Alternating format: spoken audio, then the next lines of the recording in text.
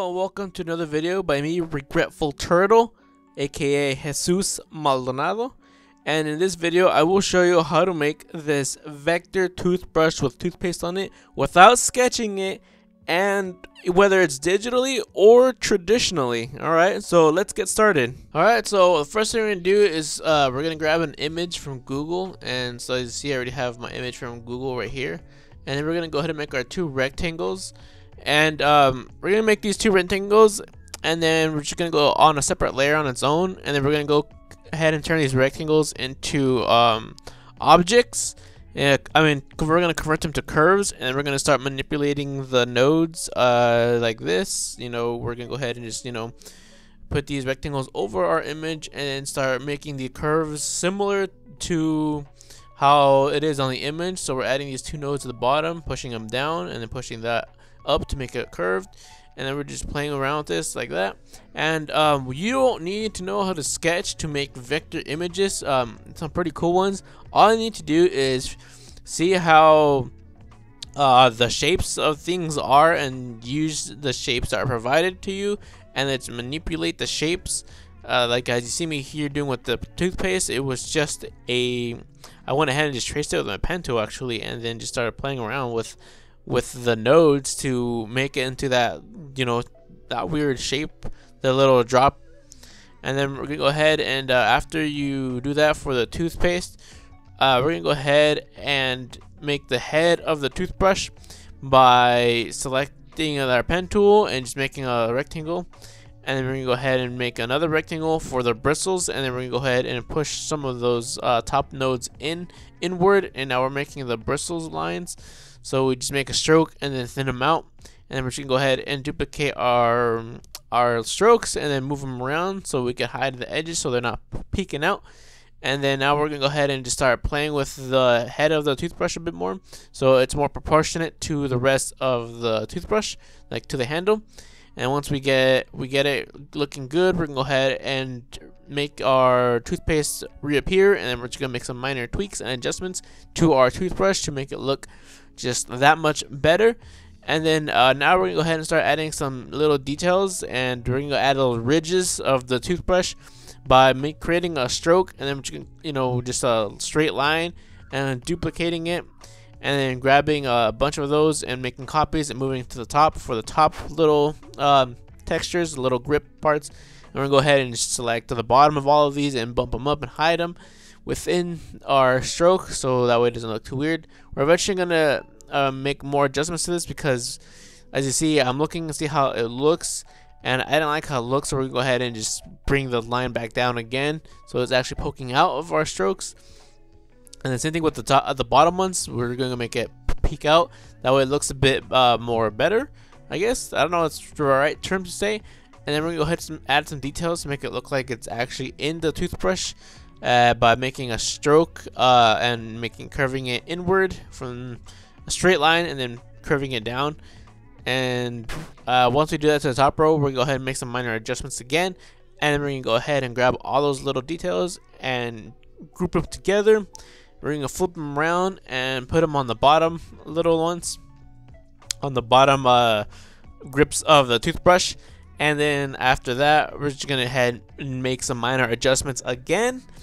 And now we're gonna go ahead and just start doing some more details. And by these details, we're gonna go ahead and start doing the details of the toothbrush, like adding these color sections. So we're just gonna go ahead and make a line, and we're just gonna adjust the line to where it flows to where it is, and then we're gonna go ahead and adjust the stroke pressures, that way it goes from thin to thick on both of these lines that we created. From thin to thick, that way you give your illustration a little bit of dimension and a little bit of character.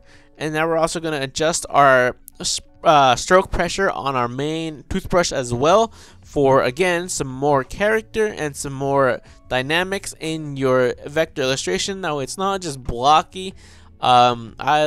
You could make it blocky if that's what you want to do. Go ahead and make it blocky. I'm not judging. You can do whatever you want. It's your illustration. I just don't like it like super. I like my lines thick and somewhat blocky, but I also like them with some varying stroke pressure, you know, thickness and thinness. That way it just gives your illustration a little more dynamic, a dynamic look. And we're doing the same thing with our toothpaste, just, you know, adjusting our stroke pressure to make it thin on one side and thick on the other side, but not like super crazy. That way it doesn't look too weird, but it looks somewhat smooth and like it belongs in this illustration. And so now that we have this RLR stroke layer created, we're gonna go ahead and just grouping certain items together. That way it'll be easier to manipulate. And now we're gonna go ahead and duplicate our stroke layer, call it stroke, and then our second layer that is duplicated, we're gonna go ahead and call it color, and this is where we're gonna go ahead and color in our illustration. And what we end up doing here is we're gonna delete a bunch of these little things that we don't need, like a bunch of lines that we do not need. All we need is the big basic shapes that we have in order to fill them in with color. So what we're doing now is just deleting all these little details that we don't need. And I grabbed these colors from Adobe Color. If you go to Adobe Color, you can select a color and then kind of figure out what colors go with which. That way you don't have to guess and try to figure out which colors go with which, you know. And so for the toothpaste color, I went ahead and grabbed the color of the toothpaste of the image, but then I added a blue tint to it because I didn't want it to be white. I wanted a blue tint for like that minty feel. And then with the bristles of the toothbrush, I also grabbed the colors from the image, and then I went ahead and made it dark, light, dark, light, dark, light.